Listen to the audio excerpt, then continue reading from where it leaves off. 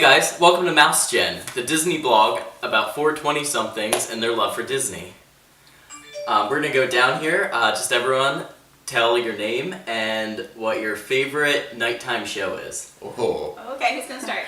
Okay, so my name is Abby, and that's a hard one. My favorite nighttime show, though, is right now Illuminations. I love Illuminations because I love the music and I love the pre-music. Cool. I'm Katie, and since you said nighttime show and not fireworks show, that probably swings the vote in favor of Fantasmic. The Disney version gets a lot of hate. I've seen both, and I like the Disney World version. I just love the music and the storytelling, and the first time I saw it, I was very emotional, so it just holds that memory for me. Hey guys, my name's Lake, and my favorite nighttime show is also going to be Illuminations. I just love the composure of the show and kind of the different stage they set with the being around World Showcase Lagoon. Another fun fact about Lake is that he listens to Illumination soundtrack like on repeat in his car. So. Oh no, that's me. This is actually. a fact. That's both of us. This is my car. Hey guys, I'm Mark. If I can't choose Wishes, which I'm assuming I can't because rest in peace Wishes. No, you can.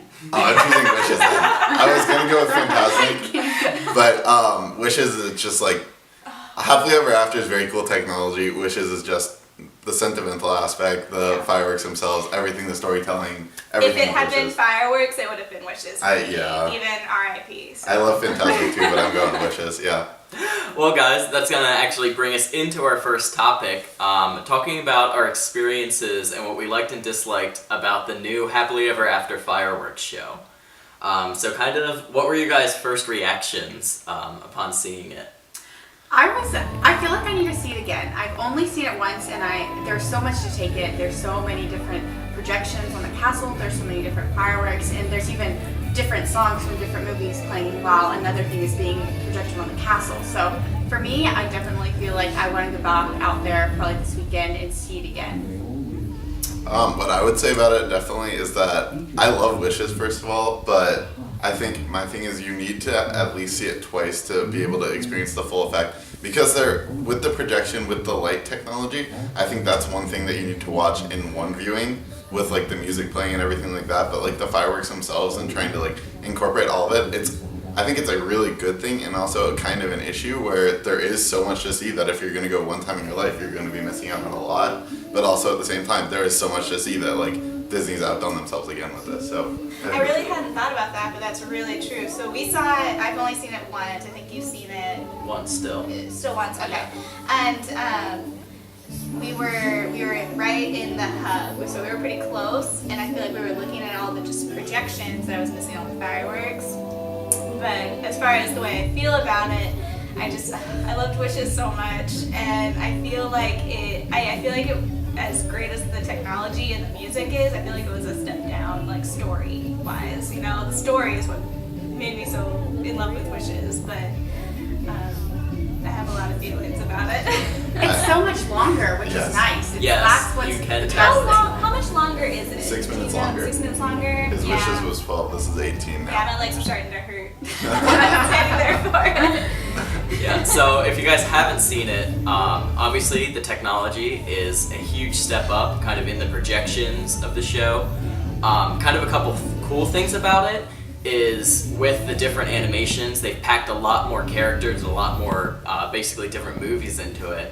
And one of the cool things they actually told us about it is some of the characters that if they couldn't pull animations from the movies, they actually went and got the original animators for that movie to come and do an animation snip for nice. that. Yeah. Oh, I like that. Yeah. Do you know some of the characters that they did that for? Honestly, if you just look and you can tell that, Okay. like some you can tell it's from the Yeah. movie. Like the Okay. Moana sailing is You can like tell, very yeah. generically from the movie. Yeah. Yeah. Oh, that makes sense. I didn't know that. That's cool. Mhm. Yeah. I remember in a couple of the preview videos, they definitely had they had an emphasis on the Ursula aspect where they were like drawing her. I'm trying to think of any others that I remember from those videos because I was all over those. The only thing I can remember, I really need to go see it again. The only thing I really remember from it is, what's the villain in Jungle Book? Shere Khan. Shere Khan. The part where the castle is like a clock, but they're singing the Shere Khan song. I still don't understand that part. I don't know why they had something else singing his song. But that's the only thing I can really remember from it right now, because it was so weird. That was kind of my bit too, is I felt like the music went away from the classic aspect, where they tried to keep it with covers. the characters. Yes, that was my thing, was they had the music, which was cool, but it was covers, and I felt like that kind of took away from where Wishes was strong. Some were other people singing it, some were straight from the movie. It was a mix. You didn't like the covers? Some were okay, some I just didn't feel like hit the mark. Okay. Whereas if it was the classic I music, feel you. I didn't understand why. I- The songs are so loved. Yeah. Like Disney, like that's so much pride to see. Why have someone else sing the songs in the show about the Disney movies? It didn't make sense to me. I probably have the unpopular opinion because I actually did like this one better than Wishes. Yeah, Don't no, beat go. me. No, yeah. I would say the majority of people Exactly. do like it more. And So you're not alone. one of my favorite parts of the whole show was actually the cover of Love is an Open Door, when it was kind of slower and the castle was the soft pink color. Yeah. That hit me in the feels. I really liked that part. Yeah. So One thing too that I felt like there was just so much happening. I agree. There's so much going on, and I was trying to. But again, the first time seeing it, I think if you get to see it many more times, it'll be better. But like they were playing a song, and 20, like maybe not 20, maybe like 10 different movies would flip by, and I'm like, oh, there's Zootopia, there's Jungle Book, there's this. I'm trying to like keep track of everything. And that probably took away from actually really enjoying it too. And I think too, we were, very up close to the castle. I think this is a show where you really do want to take a step back, maybe even be closer to the Main Street area. Because, we kind of had a little bit of the fireworks blocked, and with people you couldn't see the turrets even around the side, that wrap around the side of the hub. Even all of that is projected in this new show. I was wondering, obviously the technology is absolutely state of the art, brand new, and that's going to be hopefully, up to date for a while. But a lot of these movies are really recent releases, like Zootopia and They Cars went and, a lot more towards Exactly. the movies. I was wondering, how long is that really going to be as Relevant. new and relevant? Exactly. I mean, in the next 10 years, we could have totally different big new movies. We could have a whole new show of fireworks. And I don't know, how long do you think this one's going to last? Well, I mean, Wishes was, over 12 years, right? So at the time, a lot of those movies that they had covered that are now classics to us were still more or less fresh. Not necessarily Like Aladdin. new. I know Aladdin was in there. It would have been. That now we look as classics. And you have to think about kids too, one of the more general focus groups. I will say one of the new things I like about the new show, it's really random. They gave such a long chunk of time to Hunchback. Yes. I was just loved about to that. say That's an older movie. It's more our generation when we were younger, and to give such a long period of time to that song, which is beautiful, I think was awesome. I haven't watched Hunchback in forever, and it's always been one of my favorite Disney movies. And just like hearing that song, because it's one of my favorite songs ever in Disney, and just seeing him like up there swinging on the castle, it just like got me. I was like, wow, this is They incredible. took a good opportunity, I think, to use the projection with a good scene from the movie. I think was really good. It was so cool. I like to, because I said I like Wishes more. I don't want to think I hated everything about the show, but I did like their use of the space around. Like you said with the turrets, if you guys noticed, like the trees in the background, the lights that went with the show, and then at the end, the firefly effect. I thought that was really, really cool. I also, one thing that was interesting that I noticed was other people's reactions around me. When we went and watched Wishes, I don't remember hearing people like being like, wow, oh my goodness, and making like gasping. We literally heard people gasping and just really responding in awe, and I don't think that was like that with Wishes, so that was really fun to watch as well. People were absolutely amazed. When we saw it was still in the first few days. It was the first week, and there were a lot of people. A lot of people seeing it for the first time. For probably the next year, people are going to be seeing it for the first time, and I would agree with that. Yeah. I felt like I was going to come to blows with people though, because they were talking about how much better it was than kind of guiding us along, we've talked a lot about the projections and the show themselves. What did you guys think about the fireworks, though? The fireworks themselves, like, I think compared to Wishes is more of like, I thought more of your stereotypical like fireworks show. This is like more going along with the story. Not saying that Wishes didn't do that. I think this Happily Ever After does a better job of it, because literally at times, like when Moana's going, they have like the crest thing that she has on the boat and stuff. They made a firework out of that. They made a firework out of the arrow that Merida shoots from Brave. Yeah. They did like the Mulan And the swords, targets. the Yeah. targets. Like it was just incredible. Yes. I feel like I didn't get to watch the fireworks yet. I feel like, you know how you said you have to see it more than once? They mixed it in well. I feel like everything I remember mixed it, but I need to see the fireworks again. It flowed well, but I did felt like I was so focused on watching projections and everything happening around that I did miss kind of the fireworks show. I really wanted, so back with Wishes, one of my favorite things to do, I grew up, you know, not really going to the parks, but going to the resorts, you know, doing the free stuff and watching the fireworks from the beach, where they would put in the soundtrack and you could still see them, and you know, that's one of my favorite things to do. I'm really curious to go do that and see how the fireworks hold up without the projections. Mm-hmm. Yeah. I'm assuming they're still piping in the music. I haven't heard otherwise, but that's going to be a measure of how good the show is for me. Because Wishes, the firework carried it. That was what it was. And now with the projections, how's that going to translate? I agree with that. My other thing with the fireworks was that I think the coolest part for me overall, I'm not a big Pirates person whatsoever, but like I felt like sometimes during Wishes, when the fireworks were going off, the smoke would more or less get in the way of the show. And I thought in this one, when they were shooting off during the pirate scene, they were shooting off a ton of fireworks, and the smoke is like covering the castle, but you can still like see the outlines of the pirates characters, and it like added to the effect. Like they used the smoke to add. Which they did it in another scene too. I don't know if it was Little Mermaid or there was something with water. They did the same thing. I'm assuming it was Little Mermaid. Yes, it was Little Mermaid, so they do the lasers over you, Yes. and they do that to Yeah. simulate that it That's was so like cool. you're going underwater. Right, like in the Little Mermaid show at Hollywood, they do the same thing. The technology is not anywhere near as advanced, but It's pretty close. it's a cool. I do like that effect, and using everything, you know, using the whole stage that they have. I also, and I don't know how you guys feel about this, but I really love the theme song. I think it's definitely going to catch on just as easily as the Wishes theme. I feel like I need to listen to it again. I listened to it. They did the preview like before the show came out, and I remember listening to it and thinking it was good and being excited for the show. But I haven't listened to it on since then. Mark and I probably have it memorized by now. You can download it on iTunes, and we listened to it like the whole way up there when we were going to see it. So, That was the one thing. We waited to like go with each other our first time seeing the show, but like our agreement was we could listen to the song, and so we both listened to the song like 1,000 times to the point where we were like singing along the first time we were there. So kind of hitting the big one now.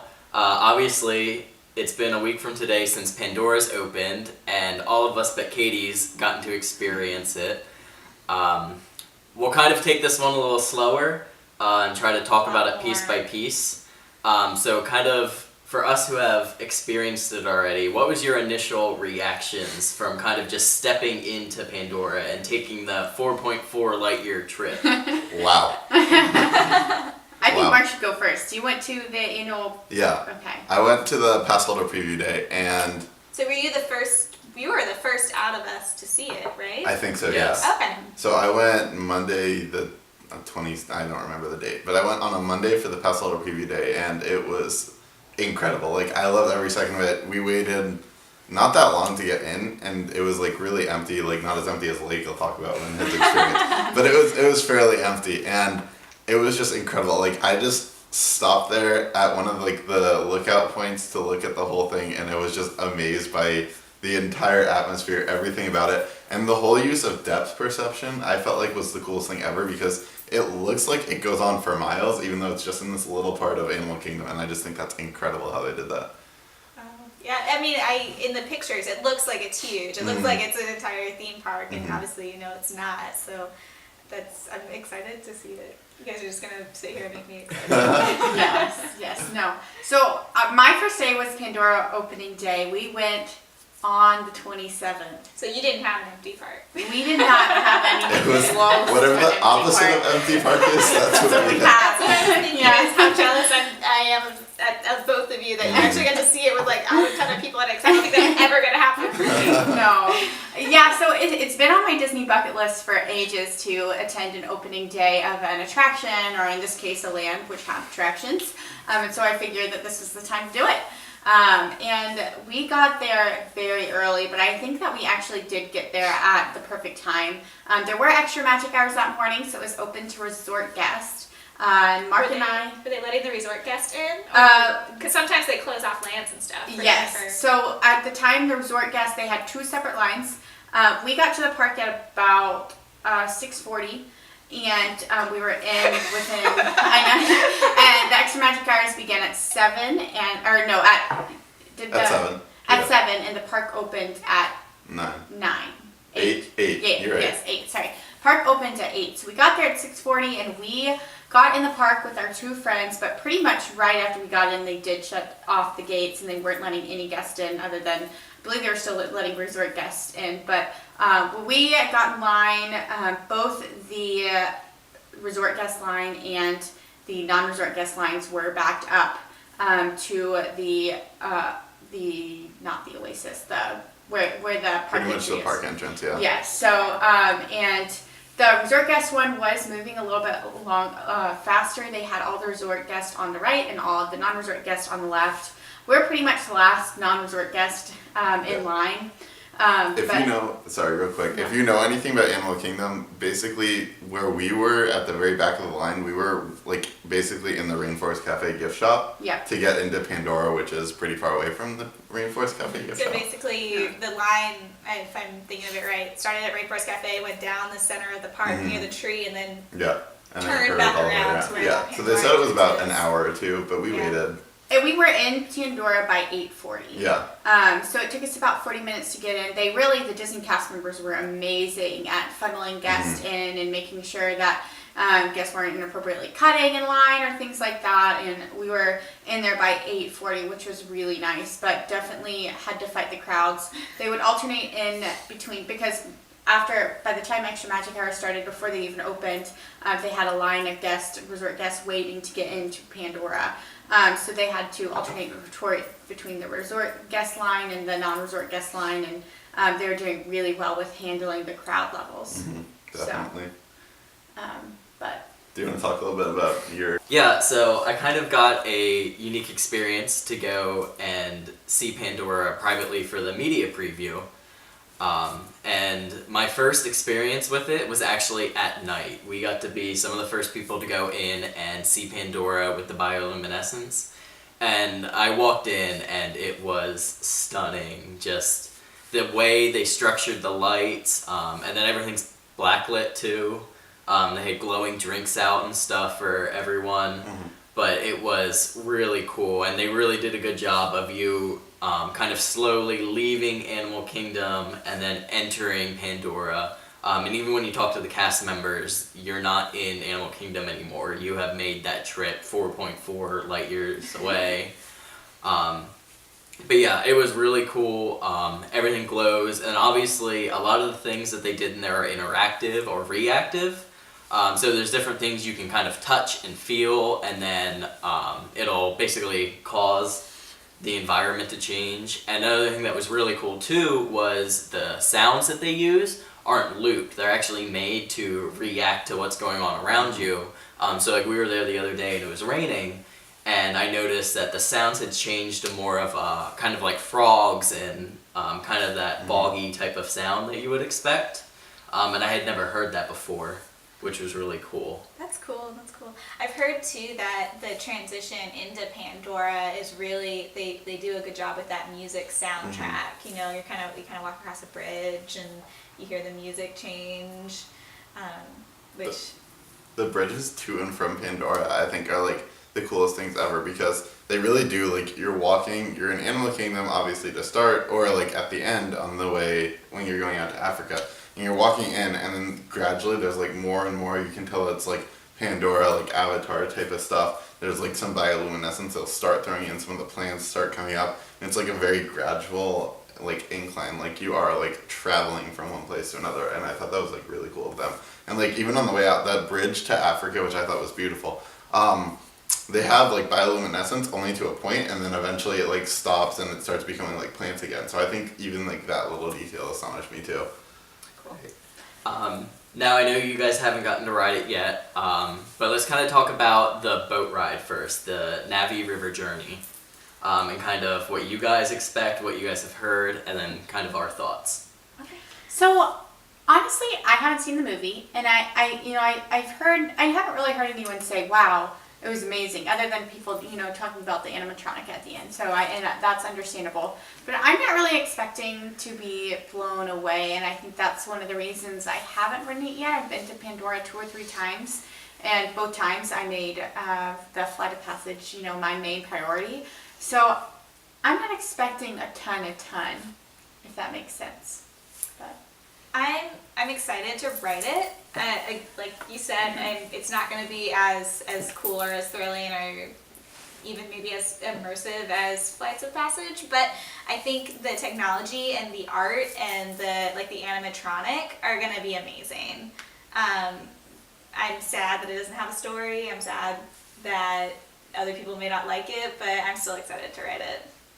Yeah, so in some of the things that I've been like watching where people are talking about Navi River Journey, and it's where they have a lot of criticism that it's boring or something, and I just like, it makes me think that Disney is a very family friendly park where they want 4-year-olds to be able to go ride stuff with their 80-year-old grandparents and their 25-year-old like whatever cousins or something, and however families work. And I think that's something you really have to take into consideration with this ride, where maybe like you can criticize it for being short, you can criticize it for having no story, but you can't call it boring because like that's something you can. Yeah, they need that. You can't have every ride be Space Mountain, Big Thunder Mountain, whatever you want to do. And I'm glad that they went that direction with it. I think Definitely. that's good. I've heard that it recommended, if you can, to ride that before you ride Flights of Passage, so you're not disappointed. Like going from this like really thrilling thing to kind of a slow thing, but. I would say yes and no to that because like yes, you are going to be let down because Flights of Passage is, we'll talk about that later. But I think at the same time you have to accept the fact that these are 2 very different rides. Maybe don't compare them so much, Where you don't want to compare because this is a boat ride where it's like a Pirates or Small World where you're just there for seeing the atmosphere. It is like living with the land too. Yeah. So this is a very tame ride. I know he just compared it to Pirates, but it is honestly. I'm sorry. It's, as for like the speed of the boats and everything, think Small World, except you're on smaller boats. I think Winnie the Pooh might even help. However, it is super immersive, like the rest of Pandora. They did a great job. Basically letting you see kind of more of the land, and one of the cool things is that there's a lot more of the wildlife incorporated into this. So kind of you go through the scenes and it's basically like a 3D screening throughout different areas, and you see the different animals. They use like projection technology along with the big animatronic. One thing I've heard too is that it's completely immersive, like overhead and around the boat. It's not a lot of the rides at Disney. It'll stop, up on the ceiling, but this one kind of goes all around you. And they do a good job kind of making you want to look around. Like especially there's a part where there's like different leaves above you, and then whatever the frog things are, you see their feet and they're basically hopping along, and the leaves are bouncing. And I thought that was really cool. And it's all it's indoors, and it's all taking off of that bioluminescence theme. So everything is glowing. Which is really cool if for some reason you don't get to experience it at night and see the stuff outside. It's like 100%. Everyone can see that effect. That if it's during like the day. if it's like your one time at Disney World, your one time at Pandora, and you're going like in the morning, you're not gonna be able to see that besides that. I didn't even think about that. That is actually a good point. Yeah. That'll be cool. Now kind of moving on to the jewel of Pandora, let's talk about Flight of Passage. I'm the only one who hasn't done it yet. Okay, So I am really excited to ride it. From the sounds of like the description of the technology and the way the ride is, for one, I think I'll be able to do it. I'm not a roller coaster fan, and I don't like flume rides. So those are my 2 like. We'll have to have a lot of courage to ride on them. But this sounds more like a simulator. which I love. I love Star Tours and the whatever that ride is in the castle. I love that ride. So I'm excited. It sounds like it's thrilling. It sounds like it's immersive. It sounds like the technology is amazing. And I am excited. I think it's going to be amazing. Abby, your impression? Well, okay, so first the queue. That is one thing I feel like I'm missing because I did the FastPass Plus line both times I rode it, and I've heard really amazing things about the queue. So that's one thing I'm anxious to get back and to experience. I don't know what you all have to say about it. What is the FastPass line? Does it have anything in it, or? It's you quick cut, you miss basically the labs and stuff, which is kind of where the majority of like the wow, look at this is.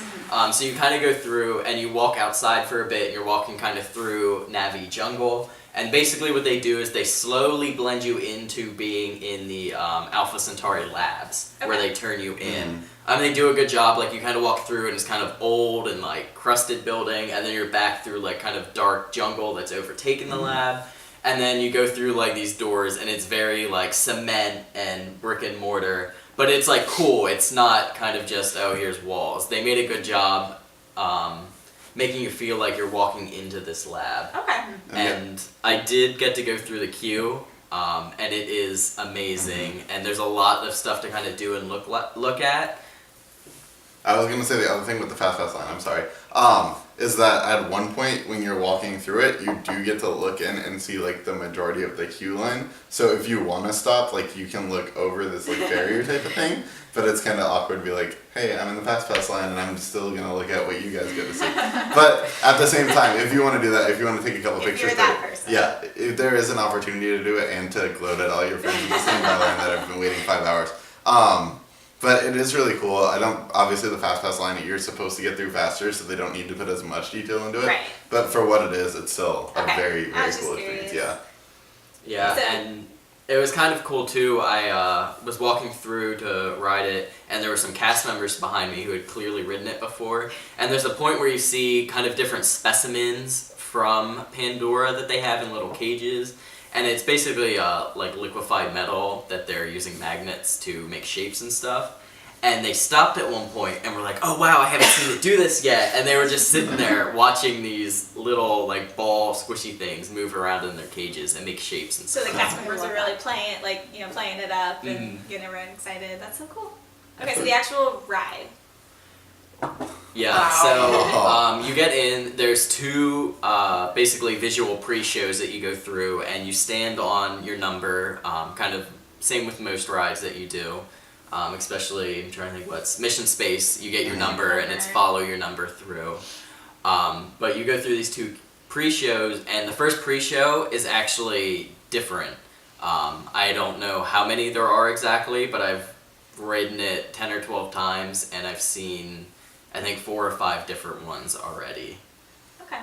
I didn't even think about that. It's interesting you mentioned Mission Space because it's almost like the exact same things at Pandora and like much better because like you get in the first line and it does like a cool pre-show where it's like talking to you doing some generic stuff, and then there's like the second one where you're still in your numbers, you have to do the safety stuff, and then you go to the ride vehicle, and it's like almost exactly that except like Pandora eyes and better technology.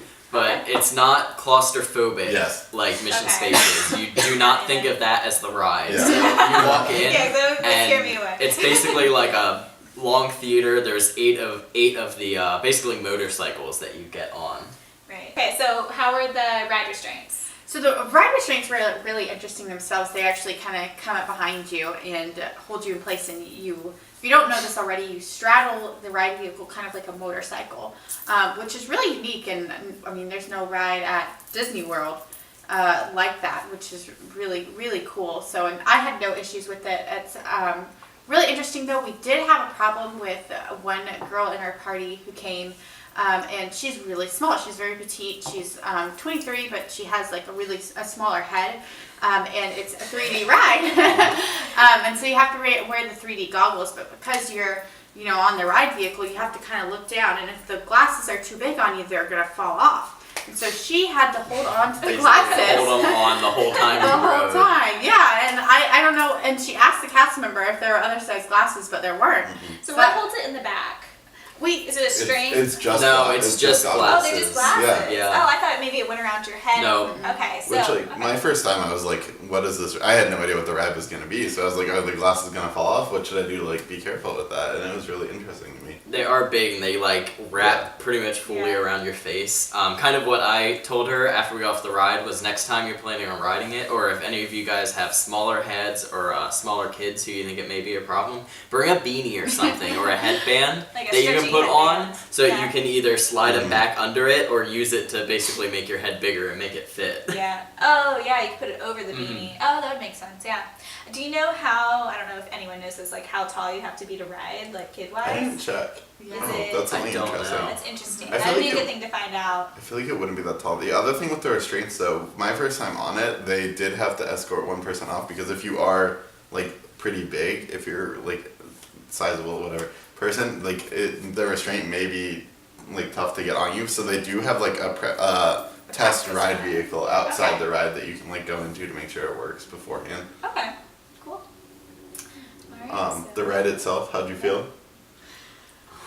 wow. It was amazing. It's funny. One of my first reactions, though, and I thought this was kind of funny, when I walked into the ride vehicle theater room was, it smells like Soarin' in here. I was like, it smells like the scene in Soarin' Around the World where it's the tropical scene where they're the natives rowing Rowing the the boat, canoes. yeah, and everything, and it smells like that. So that was interesting to me. And do the smells change? Yes. Okay. Do they? Yeah, they definitely thought should it was- because at one point I'm not going to give away too much, but you're riding alongside other animals, and it's definitely the same as the elephant Oh, scene. if yes, you you're remember. right. Oh, like the grass. Yes, That's it's a what grassy elephant scene, so that was interesting too. The ride itself, though, I think you definitely have to experience it multiple times to be able to take everything in. Everything about it, it's just, you feel so immersed in the technology, you feel so immersed in the story. You're like riding alongside this other avatar and like alongside another banshee, and it's just incredible. Like there's so much to see. There's so many different aspects to it, and it's like a very lengthy ride compared to other Disney rides, so it's definitely worth. Yeah, I've ridden it 10 or 12 times already, probably a little more, and still every time I ride it, just between the different senses that they hit, you know, smell, touch, obviously seeing, I still find new things that amaze me.